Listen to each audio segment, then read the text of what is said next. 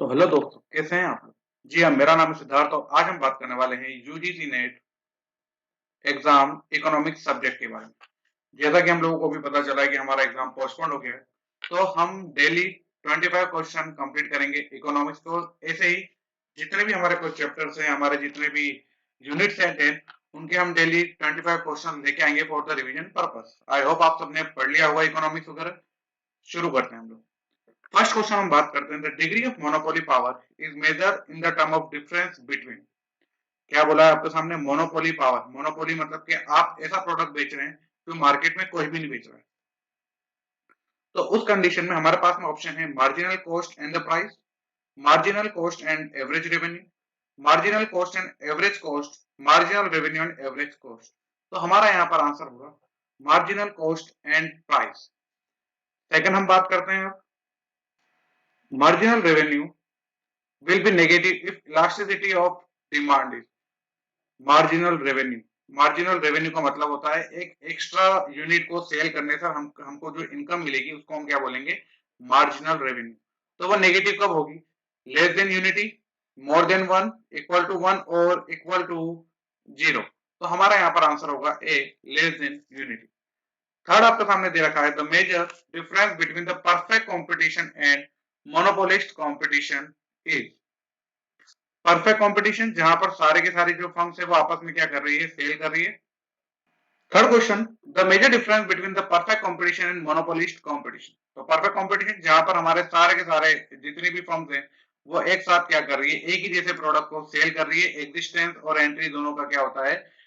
Free होता है, कोई भी आ जा सकता है। प्राइस पे आपका कोई भी किसी भी तरह का कोई भी कह सकते हैं हम लोग किसी भी तरह का कोई भी मोनोपोली टाइप नहीं होता। ठीक है। देन हम बात करते हैं मोनोपोलिस्ट कंपटीशन। तो यहाँ पर हमको बताना था मेजर डिफरेंस बिटवीन, इन दोनों के बीच के हमको डिफरेंस के बारे में बताना है। The number of firm, again बहुत सारे होते हैं। Differentiate product, rate of profit and free existent entry. तो डिफरेंस क्या है इनमें मेजर? तो यहाँ पर है हमारे सामने डिफरेंशिएट प्रोडक्ट। फिर हम बात करते हैं the demand for a commodity is in elastic. In elastic का मतलब क्या हो गया है? इन इलास्टिक का मतलब है कोई फर्क नहीं पड़ता चाहे हमारी प्राइस कितनी भी ऊपर चली जाए। An increase in its price will cause the total expenditure of consumer of the commodity to. देखो यहाँ पर साफ साफ क्वेश्चन दे रहा है आपके सामने, डिमांड जो है वो क्या है? In elastic. इन इलास्टिक मतलब कोई फर्क नहीं पड़ेगा। हम आज 10 लेते थे, थोड़ी सी प्राइस ऊपर होगी तो भी हम क्या करेंगे? 10 ही लेंगे। तो यहाँ पर अगर उस पर्टिकुलर प्रोडक्ट की क्या हो रही है? इंक्रीज प्राइस हो रही है। यहाँ पे आप देख सकते हैं प्राइस अगर इंक्रीज हो रही है तो क्या होगा? तो प्राइस इंक्रीज होने से क्या होगा? हमारा जो एक्सपेंडिचर है, टोटल एक्सपेंडिचर, वो क्या हो जाएगा? ऑटोमेटिकली इंक्रीज हो जाएगा। In the short run a firm is monopolist competition always earn profit, incur losses, earn profit and normal profit only, or may earn normal profit, super profit और incur loss। तो हमारा यहाँ पर answer होने वाला है डी, क्योंकि in short run कहने का मतलब ये ऐसे टाइम पे जहाँ पे आप सिर्फ और सिर्फ अपनी वेरिएबल कॉस्ट को ही थोड़ा बहुत कंसीडर कर सकते हो। फिक्स कॉस्ट के ऊपर किसी भी तरह का कोई भी आपके ऊपर चेंजेस करने का कोई राइट नहीं होता है उस टाइम पे, ना तो हमारे पास कंडीशन होती है। तो उस केस में हम क्या कर सकते हैं? नॉर्मल प्रॉफिट कमा सकते हैं, या तो सुपर प्रॉफिट कमा सकते हैं, या फिर हम इनकम लॉस कर सकते हैं due to only variable cost. Now six question की तरफ हम जाते हैं। In a typical demand schedule, quantity demanded varies directly with the price, varies proportionately with the price, varies inversely with the price and independent of the price। किसकी बात हो रही है यहाँ पे? डिमांड की। तो डिमांड का और प्राइस का वैसे भी रिलेशन क्या होता है? तो हमेशा क्या होता है? Inverse relationship. तो यहाँ पर हमारा आंसर होगा सी। फिर हम बात करते हैं under the law of demand, price of commodity. Law of demand की बात चल रही है। तो price of commodity is in independent variable, quantity demand is a dependent variable, reciprocal relation is found between the price and quantity demanded, and D all of the above। तो question हमारे सामने है, ए हमारे सामने सही है, बी हमारा सही है, सी हमारा सही है। तो हमारा आंसर होने वाला है D, all of the above. फिर हम बात करते हैं एट पॉइंट की।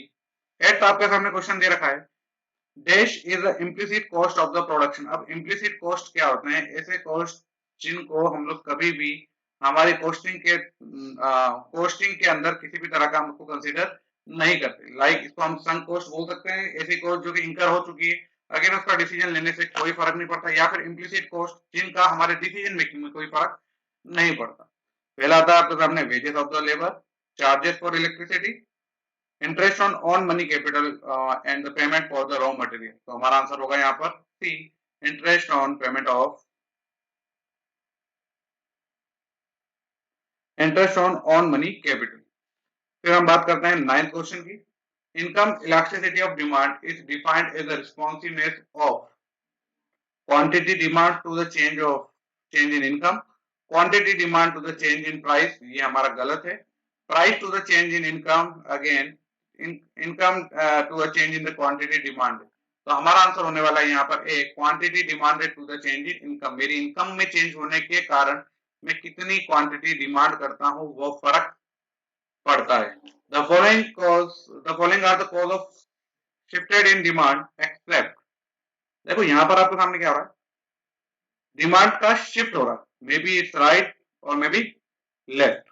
हम यहाँ पर इंक्रीज और डिक्रीज की बात नहीं कर रहे, तो वहां पे साफ साफ लिखा हुआ है कि ये सब चीजें किसके कारण होती है, एक्सेप्ट चेंज इन प्राइस, मतलब के सारे फैक्टर्स वहां पर काम करते हैं केवल और केवल प्राइस को छोड़कर।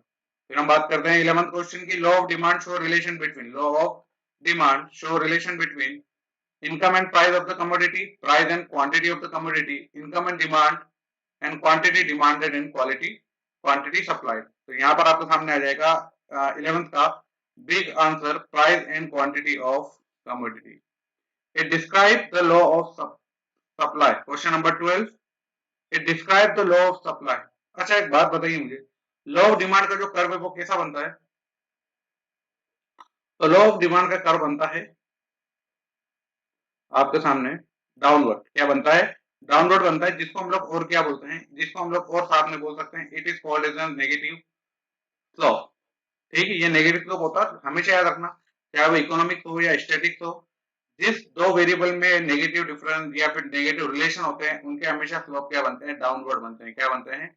डाउनवर्ड। और जिस किसी भी वेरिएबल्स के रिलेशन आपस में क्या होते हैं, पॉजिटिव होते हैं, तो उनके हमेशा जो ग्राफ है वो क्या बनते हैं, अपवर्ड बनते हैं।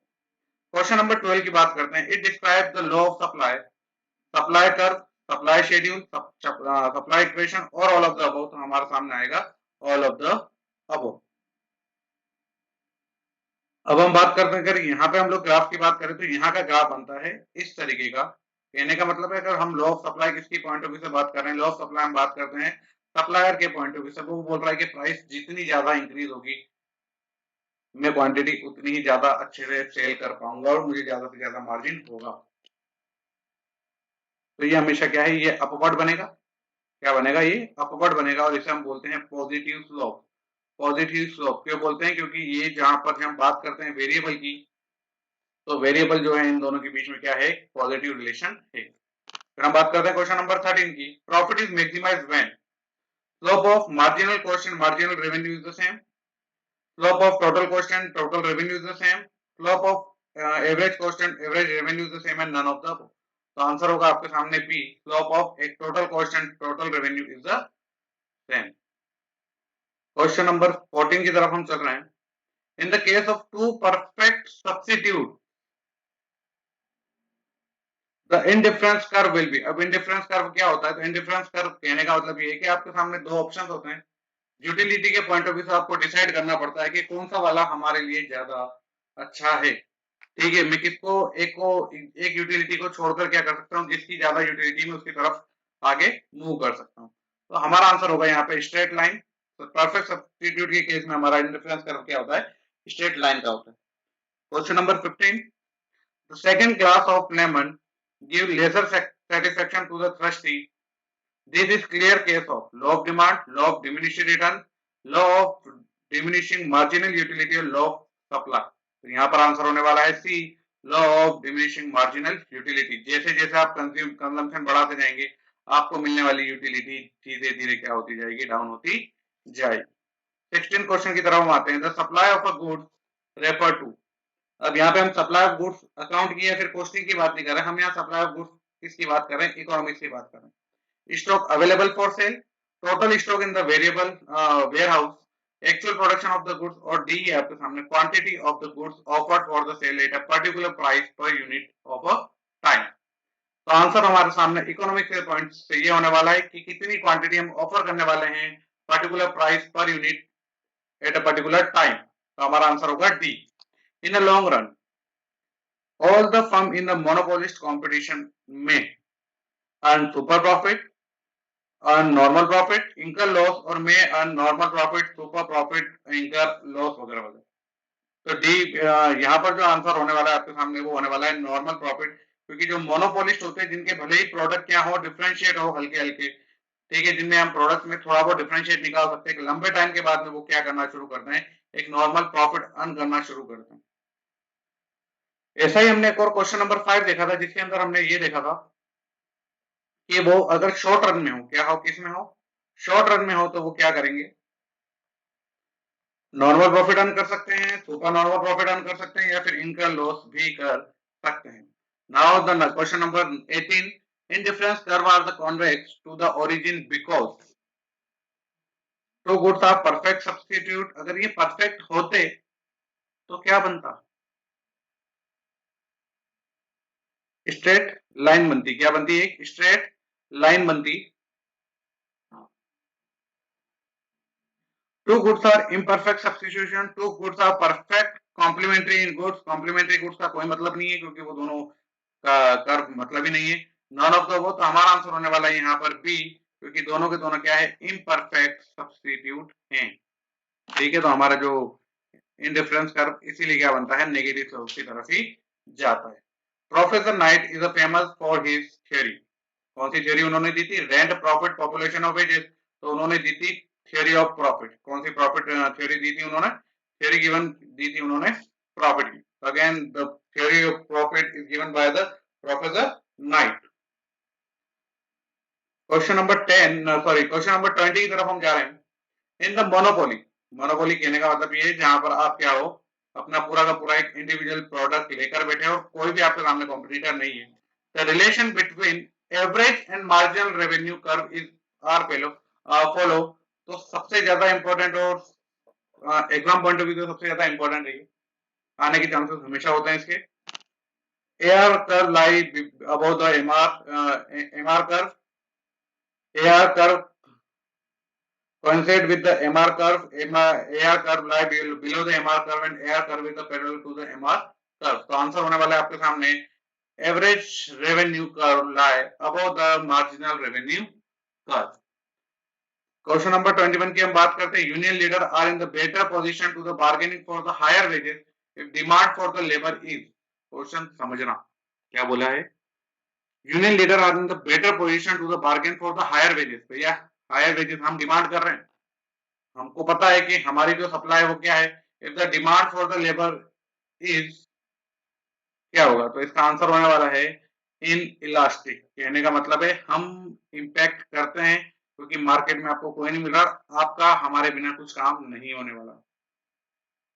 Question number 22, the substitution effect take place due to change in, the substitution take place due to change in income of the consumer, price of the commodity, relative price of the commodity and all of the above। तो हम यहाँ बात कर रहे हैं substitution की, तो substitution में आएगा आपके सामने आंसर सी, जिसमें हम relatively price of the commodity की बात कर रहे हैं। In the long run normal profit are included in the curve. कौन सा कर्व में आएगा, तो यहाँ पे आपके सामने देखा है एलएसी, एलएसी का फुल फॉर्म है आपके सामने long run average cost curve, LMC long run marginal cost curve, AFC average fixed cost and SSC short run average cost curve.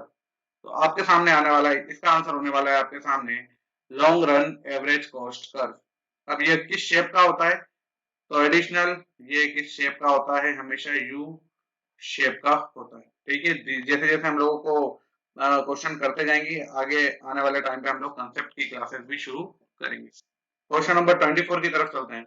Which of the following is not a characteristic of a perfect competition. Perfect competition की बात करते हैं तो free entry exist of the existence of the firm, exit of the firm, yes. The demand curve of the firm is horizontal, yes. The marginal revenue curve is horizontal, yes. An individual firm can influence of the price, तो ये होगा, ये नहीं है actually, ये characteristics नहीं है। तो आंसर होने वाला हमारा डी, क्योंकि आपके परफेक्ट कंपटीशन में आप कुछ भी नहीं कर सकते, आप प्राइस पे करो, प्राइस मेकर नहीं।